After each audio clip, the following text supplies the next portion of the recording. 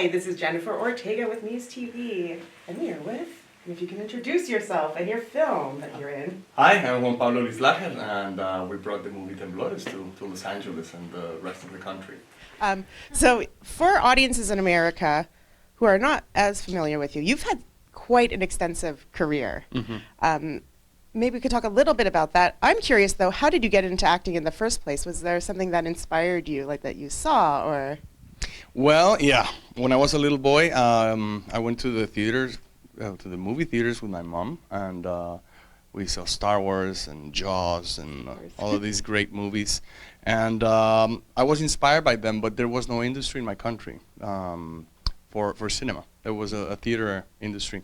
So I couldn't have that dream in there. But I started having contact with the camera when I was in third grade. There was some casting agents for commercial stuff. They went to school and they picked me, and I was doing a lot of commercials. And then I was tired of that commercial world because it's shallow sometimes. So I moved to theater, and that's when I started acting a long time ago. I did some pieces in the theater, and then the first movie that was made in Guatemala for a long time came to fruition, and I had a very important role in there. So it was La Casa Enfrente, and then I made many movies in Guatemala, in Honduras, El Salvador, Peru, one here in the States, and the last one is that's been shown is TEMBLORES, which is a Guatemalan French and Luxembourg production. I am like blown away by it. It is, talking about, it's a difficult film to watch, but necessary, so necessary. And I like that they didn't sugarcoat anything in it. How was this material brought to you, and what drew you to this particular story? Yeah, it's a very difficult movie to watch, definitely. I was doing theater at the time, and Jairo Bustamante, which is the director, he went to see the play. It's a 12 Angry Men. It's a great play. And he saw me and he casted me. It was a long casting process, painful, by the way. You were so good. And when I read the story, I was shocked. I was shocked because it's based on a real story, you know. So what happens in the movie happened in real life. Jairo met the first Pablo, which is the character, the main character, in real life, and then he started meeting other Pablos, and that's how the story developed. So TEMBLORES is basically a collage of all these Pablos, and it shows the reality of many gay people that live in oppressive societies, as Guatemala, and but they do exist all over the world. Yeah, that's what's so troubling is you think, okay, 2019, this should not be happening, but it's happening. It is happening. And it's horrific. Yeah. So I found this movie as it was a necessity for us in the actors and the producer, the director, to make this movie to show audiences what happens with gay people throughout the world. It's very painful because they can lose their jobs, they can lose their family, their kids, you know? Yeah. And they're very judged. So I think prejudgment is terrible, and I think this movie brings to light that regardless of your sexual preferences, you're still a human being with emotions. Oh, absolutely. I mean, and I was talking about how I love that it wasn't like happily tied up, because I would completely destroy the message. And we need to, it's like sometimes things are hard to watch, but you need to watch it because it exists, and if you aren't aware of it, it's going to keep existing. Yeah. And how terrible, like. Yes, I think it's going to keep existing. I hope less. The aim of the movie is also to start a discussion. I hope it ignites some change, but it would be very optimistic on my part to think that. But I think it already has generated some discussions in Guatemala and in many other countries where it has premiered, which is basically many countries in the world. And it was very well received in conservative countries as well. That's fabulous.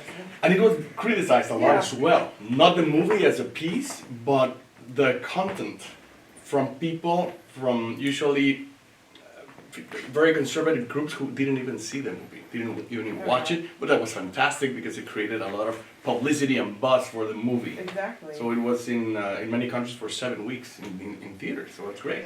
How have you seen in Guatemala the film industry change? It is growing a lot. It's growing a lot, especially because of the newer technologies allow you to make films for a cheaper price than in the past when you have to use the actual film. That was very expensive. So yeah, the industry is growing a lot, and there is a discussion in Congress, Guatemalan Congress right now, to approve a law, a cinema law, which in countries that are not America, United States of America, you need laws in order to have funding to make movies. So for example, Dominican Republic had its law passed some years ago, and it went from making 5 pictures a year to around 50. Oh, that's so fantastic. It's a huge difference. So right now that law is being spoken in Congress as we speak.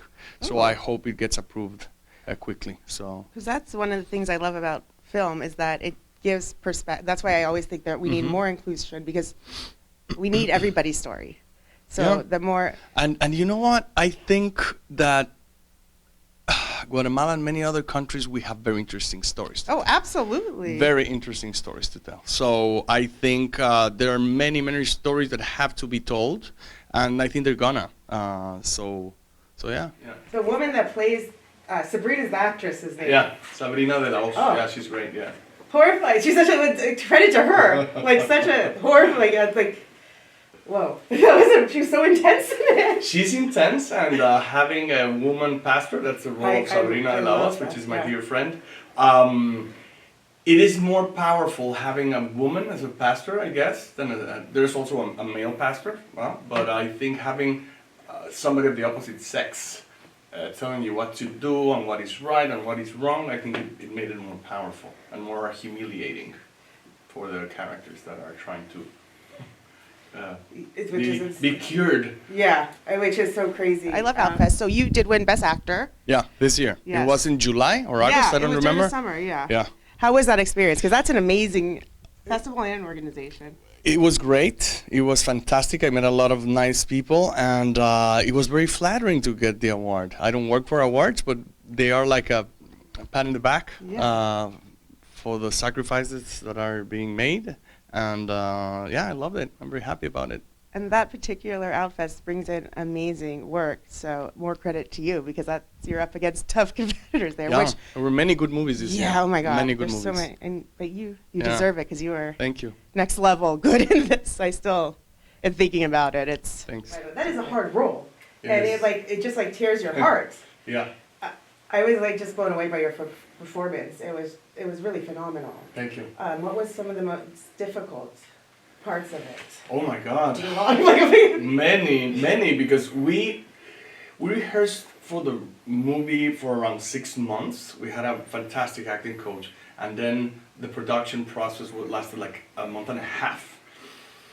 I don't even remember doing some of the scenes because I was so immersed in the role.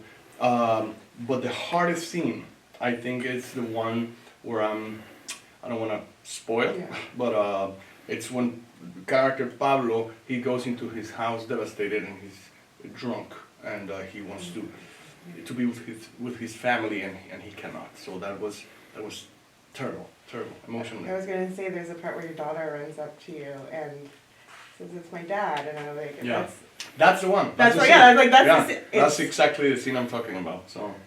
And there's a part I once without spoiling anything where you just look back and you see her, and I thought just without any words that was so powerful. Just that image. And other scenes that were very difficult to make were the therapy. Oh my God! For the conversion therapy, which do happen. Many people, when they watch the movie, they think it's a piece of fiction, but it really happens in real life. The same way as you're gonna see it, even in worse conditions. That was one of the most, I think, hardest scenes to watch because but I'm so glad it's there because I didn't think about it that harsh of conditions still are going on, which it seems like this should be in the 50s or 40s. And that's a good point that you make, because when you watch the movie, which has won many prizes for the photography, for the cinematography, it is shot with a 70s texture, like American cinema of the 70s, even though the story is a contemporary piece. But Jairo, the director, wanted to show with this 70s texture that we're living in contemporary times, with past social structure. That's it. So. Which definitely comes to the, I mean, the cinematography is amazing. Mm-hmm. And like you said, it does have that like 70s quality, but just the palette too is kind of this like moody. Really dark, greenish. Yes. Yeah. I love too, it parallels what's going on in your life with earthquakes that are happening, which was so smart. Yeah. Because it's this like physical thing that's happening to the earth, but then Mhm. also it's you, it's your soul, it's your well-being. It's Temblores. It's basically, for people who don't speak English, Spanish. It's a tremor. It's a tremor. So basically, tremors. They do happen in the story, like physical tremors, like you said, but it's more like a metaphorical tremor that shakes the foundations of this family. The character Pablo was basically, he constructed a house of cards and he started falling down because he was confronting his own reality. And at the end of the day, what do you hope, besides discussion, what do you hope that people take away? I would like people, the audiences, to see that oppression is not okay in any form, whether it's gender oppression, sexual preference oppression, social class or racial oppression, that is not good. So I think this movie touches many subjects apart from sexual preference. Yeah. And I just hope that people can get some empathy from the characters that they're going to see, and it's really easy to judge people, you know, to make a prejudgment. You don't know what's going on. Yeah. Yeah. Well, thank you so much. I hope everyone sees this, because especially with everything going on today, this is the kinds of films that are necessary. Yeah. And it is those films that are a little harder to watch that we need to be making, I think, because it does bring a discussion, and that's we need to be talking about these things. So thank you for being in it, first of all, and you were, your performance was incredible. I was like, you were so good, so good. But so lovely to meet you. Likewise. And everyone should be seeing this. Seriously, it's like... Yeah, it's premiering in the whole country, the country, in select theaters, and it's going to start here in Los Angeles the 6th, this Friday, tomorrow. Tomorrow, tomorrow. And then, it's going to run for a little bit, and then it'll be on demand, so no excuses not to watch it if you're not in LA. But so lovely to meet you, and an amazing movie. And if they want to see the showings, it's in www.filmmovement.com/Temblores. Awesome. And we'll like this. Temblores. We'll have a link too. We'll definitely put a link. But thank you so much. Thank you. So good.